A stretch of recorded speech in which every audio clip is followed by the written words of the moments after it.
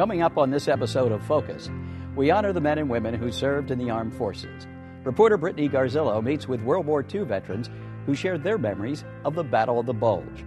We'll meet veterans helping fellow vets at the Veterans Multi-Service and Education Center in Philadelphia. We'll learn how the American Red Cross helps veterans when they need it most. And I welcome Chief Justice of Pennsylvania, the Honorable Ronald D. Castillo, a Purple Heart recipient who served in Vietnam and continues to serve. Don't go anywhere. A new episode of Focus starts right now. Focus showcases the people, places, and issues that matter to you.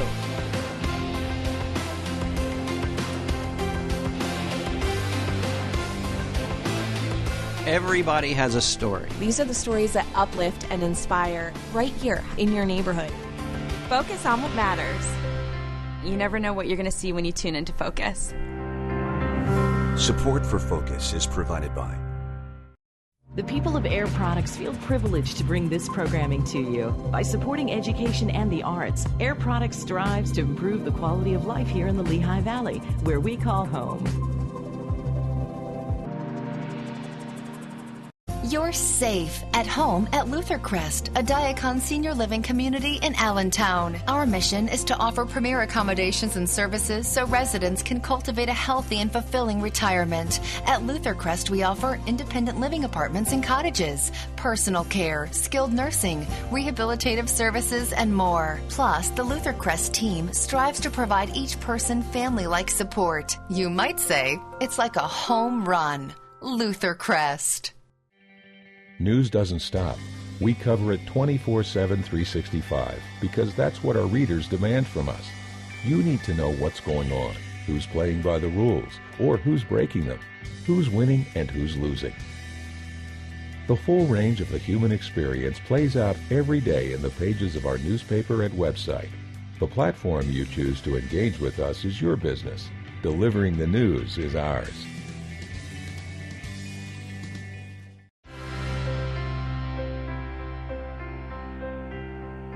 Welcome to Focus. I'm Grover Silcox, filling in for Laura McHugh, who's on maternity leave. As Veterans Day approaches, we remember those who served, often under brutal conditions. Focus reporter Brittany Garzillo met with some vets who survived one of the most brutal battles ever. Here's Brittany with more. Thanks, Grover. It was in late 1944, shortly after the successful D-Day invasion of Normandy, France, that victory over Nazi Germany seemed imminent. But on December 16th, the German army launched a counteroffensive, hoping to turn the war in Hitler's favor. This battle is historically known as the Battle of the Bulge. While it ultimately meant victory for the Allies, it became the bloodiest single battle our soldiers ever fought. Recently, I had the honor of speaking with a few local vets who survived the battle and were willing to share their experiences.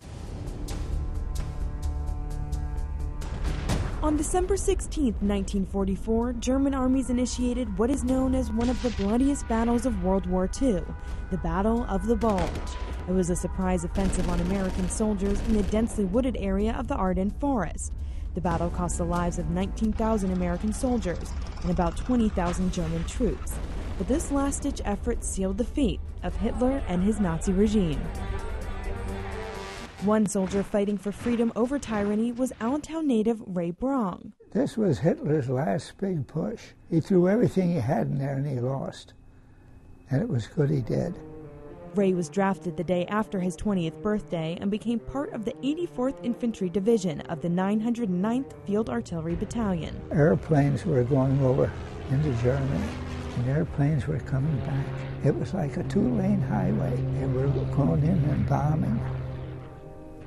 Kept sending planes, and the ones that were done were coming back. I'll never forget that.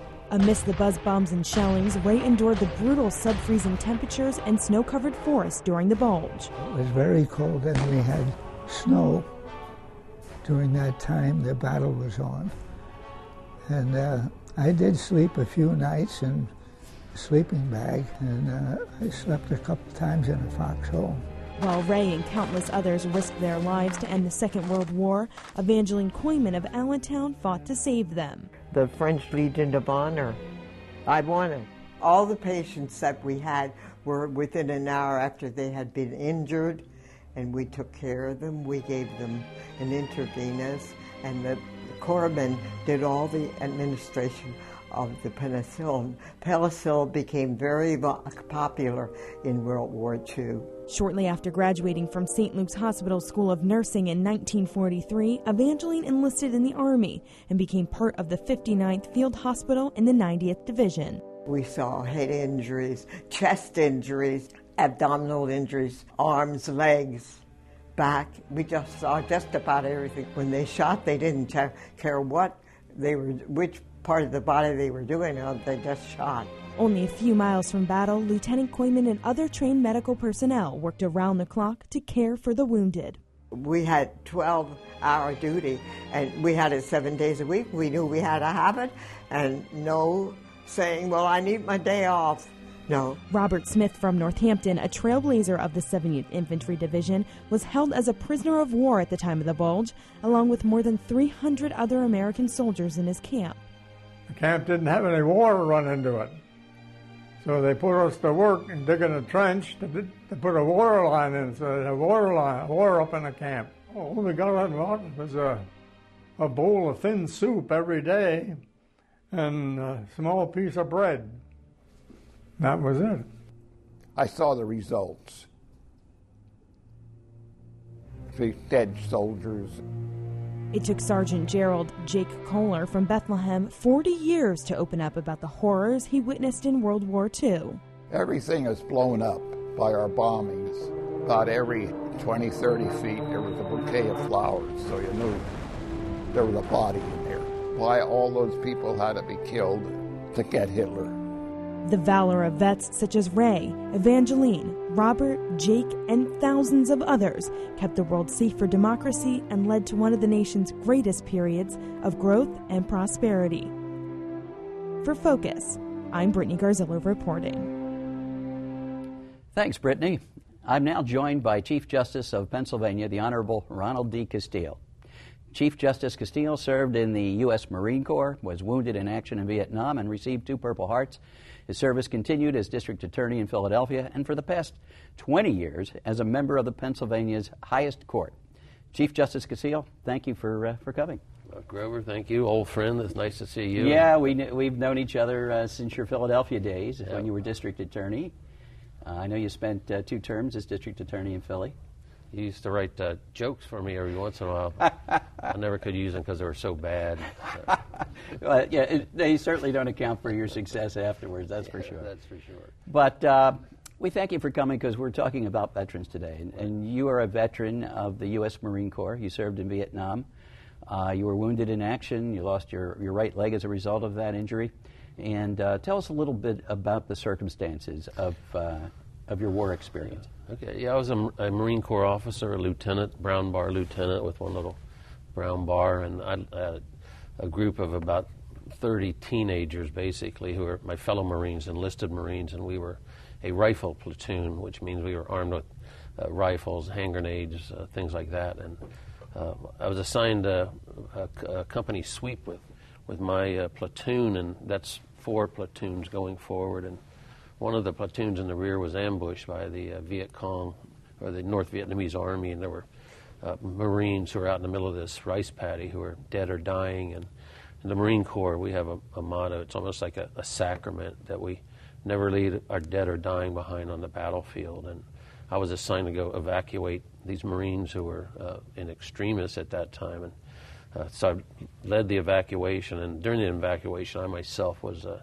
shot by a heavy caliber machine gun, and at that time, as I lay out in the rice paddy, then my sergeant, Angel Mendez, came and got me and dragged me back to safety. But unfortunately, as he did, he was hit with another round by the enemy, and he, as we fell into a fortified position, he died literally in my arms. And I got the Bronze Star for what I did with Combat V. He got the Navy Cross, which is the highest honor you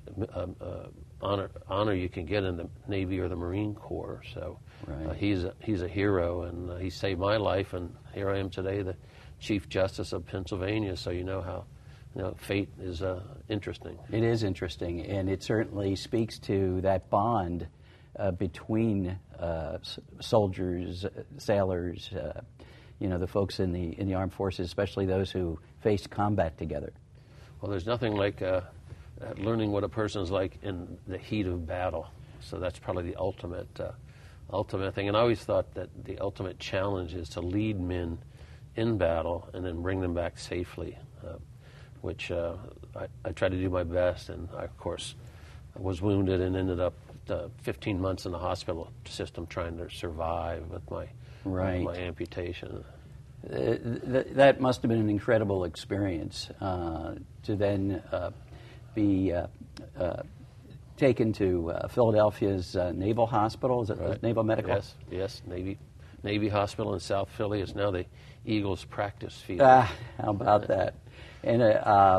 And that's where you became acquainted with Philadelphia, because actually you were what might be called an Air Force brat. Your father was in the Air Force, and you lived in various places around the world. Yeah, that's correct. I graduated from high school in Japan. Right. But the people in Philadelphia were so nice to us in the hospital, and they'd come and play games with us. But they'd do things like we'd go over to the Eagles games and the Phillies games and the 76ers games, and hockey was just beginning at that time. So just in my stay in Philadelphia, which had been only 9 months, I said, this is a really great place. And I had made a decision to go to law school. Right. And I used the GI Bill to pay my way through law school, which is what veterans can use. And University of Virginia. Went to University of Virginia Law, and then I started my legal career in the DA's office in 1971. Right, under Ed Rendell at the time. It was Arlen Specter first. Oh, Arlen Specter first, and then I was deputy DA under Ed Rendell. Right. And then he left to run for mayor of Philadelphia and governor, and then I ran for district attorney of Philadelphia. And I was honored to be elected twice by the citizens of Philadelphia as the district attorney of what was then the fourth largest city in the United States. Right, I remember that very well. And now you're on the Supreme Court of Pennsylvania, Chief Justice, appointed in 2008 as Chief Justice, and you have the Veterans Court, and you're very passionate about that court. And tell us a little bit about that, how it began and what its purpose is. Well, we probably have over 100 specialty courts right now. And it started off with DUI courts, for individuals who have alcoholic problems, mental health courts, and things like that. As these two events in the Near East Asia, Iraq and Afghanistan cranked up, we started to see more veterans coming back to the cities, to towns, anywhere. Some of them managed to not get in trouble and go on and lead a good life, use the GI Bill, things like that, and become productive members of society. Unfortunately, some of our fellow veterans, because of what they've gone through, what they've seen, come back with post-traumatic stress disorder or pretty serious injuries. And irreversible trauma, I think they sometimes call it. It's very difficult. Yeah, it's very difficult to deal with, and one of the sad aspects of coming back from these horrific experiences is that more veterans are committing suicide than are being killed in the wars. Right. And that's sad. So what we wanted to do is start specialty courts to focus on veterans who sometimes are homeless because of whatever happens to them, because of their experiences. They become maybe addicted to drugs or alcohol, just kind of lose it, and they're committing crimes. And so we looked at this and we said, these people sacrificed for the United States of America, and we ought to do something special for them and have a specialty court just for veterans to handle those veterans who managed to get in trouble, but not really serious trouble. Right. So the veterans courts deal with veterans who have done nonviolent crimes. I mean, it could be assaults, fights, things like that, but generally the lower level crimes that you hear about. Right. And we now have 16 of those veterans courts across the state of Pennsylvania, because one of the statistics is that Pennsylvania has the highest number of veterans of any state east of the Mississippi River. So we're a pretty patriotic state here, and we have them all over the state of Pennsylvania, one in Philadelphia. The first one started in Lackawanna County, right up the road from here. Right. And now you have 1,000 veterans who have gone through that court successfully.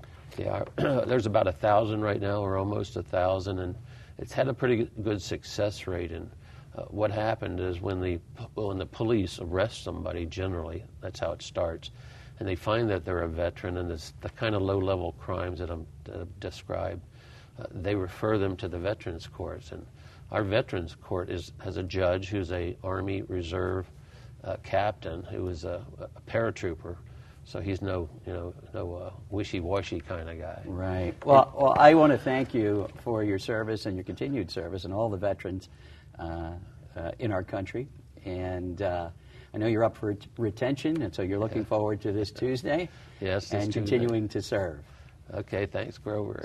I appreciate your interest in this. And it's very important for us in the court to be able to handle these and give back something to those who have given so much for their country. Well, thank you so much. We're honored to have you.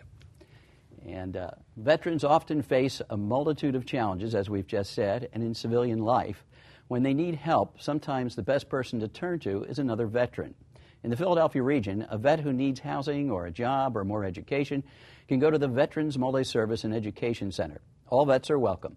Here they'll find other vets ready to help them.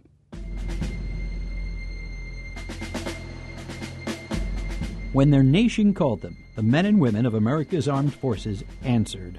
On the beaches of Normandy, on the Korean Peninsula, in the jungles of Vietnam, in Iraq and Afghanistan, and in many other places through war and peace. But who do our veterans call when they need help? Thank you, Tony. Among the organizations that serve those who served is the Veterans Multi-Service and Education Center headquartered in Philadelphia. The center serves more than 2,500 individual vets in need every year. We have a day drop-in center for veterans, which basically includes immediate needs like meals.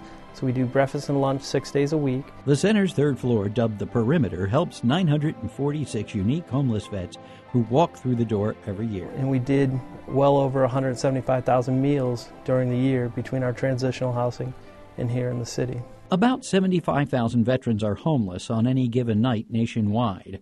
But according to Tim Meserve, executive director of the Veterans Multi-Service and Education Center and a retired Air Force lieutenant colonel, other vets are struggling too. But we're finding a lot that the recently housed veterans, their wages are not the greatest or high, or they live on pensions. So coming in for a meal or haircut or laundry will save them $10, $15 a week, and allows them to extend and make their situation work for them. John Walker, who served as an Army medic, volunteers as a barber for his fellow vets. Part of his hair just kind of sticking out a little too much. Try blending in to make it looking neat for him. I really appreciate John. John's one of the good guys that is down here. Tim Curran, a case manager and veteran of the Marine Corps and Iraq, speaks about the bond between vets. When they find out that I'm a veteran, it seems that they have an easier time talking to me. Tim helps homeless vets find affordable housing. Hi, I'm Tim.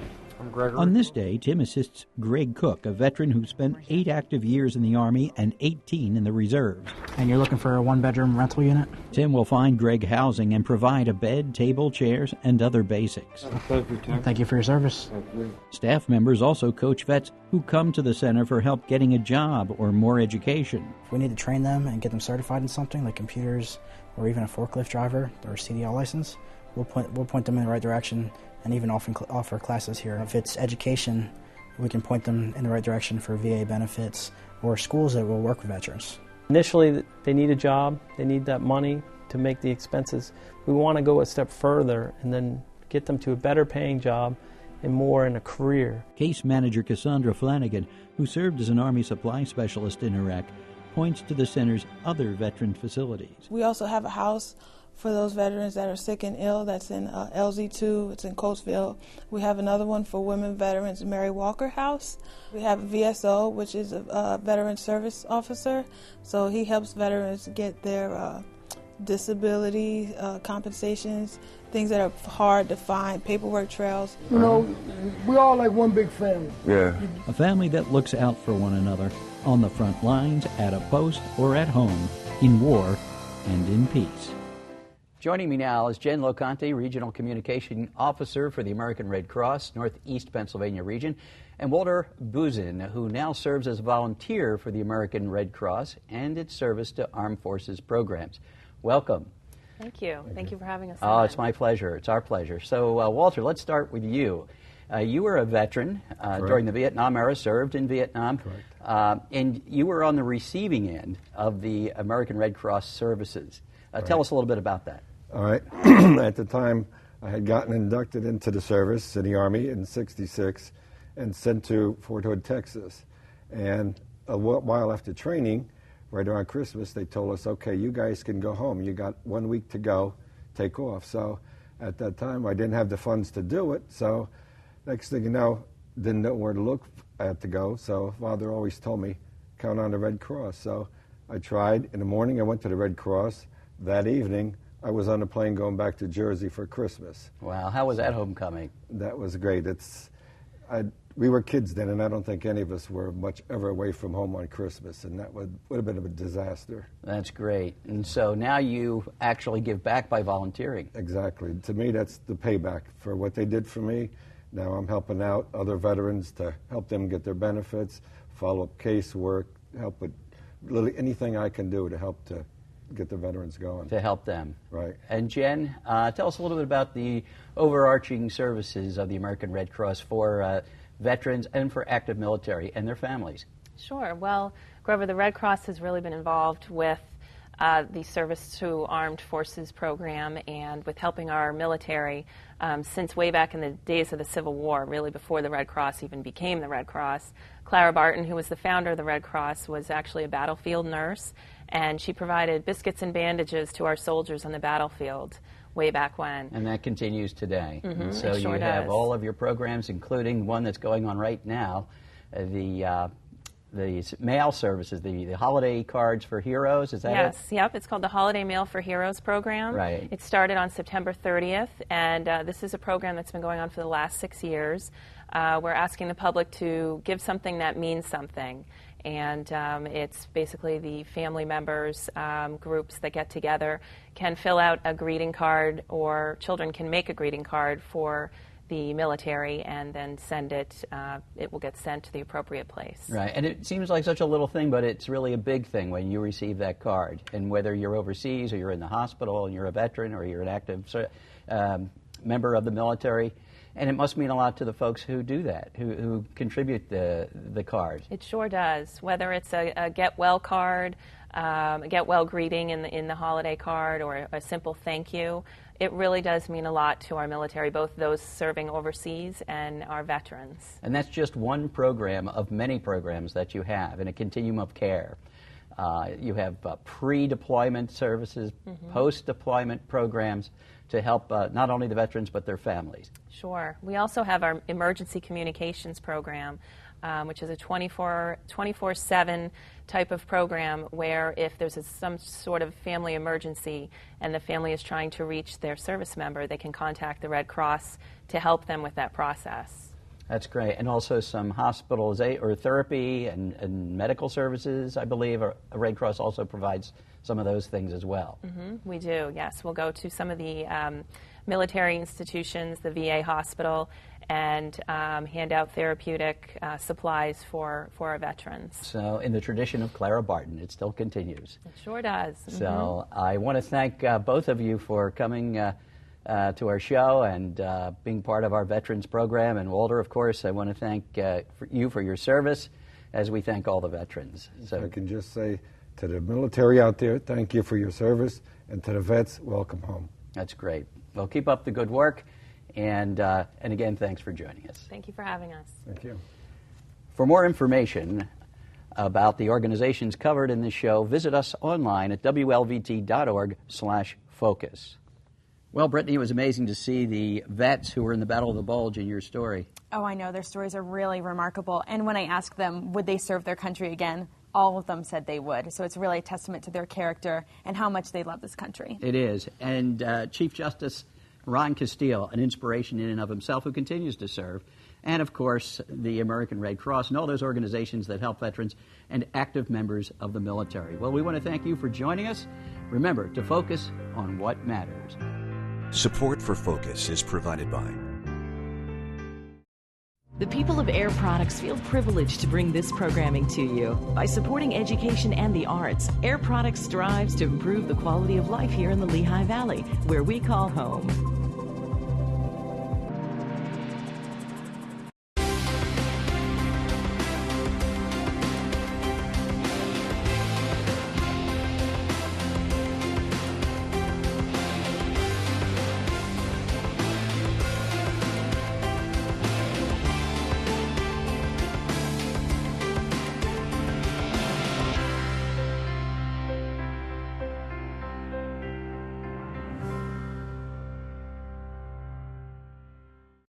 In 1948, John Walson put an antenna on top of a mountain and ran a cable back to his television store. Cable TV was born. Now, over 60 years later, his vision has changed the way we get our information, from super high-speed internet to stunning high-definition television. Service Electric is committed to leading the way in the community with the best coverage of local high school, college, and professional sports, and groundbreaking technology in this ever-changing world. Service Electric Cable TV, a vision for the future. Hi, I'm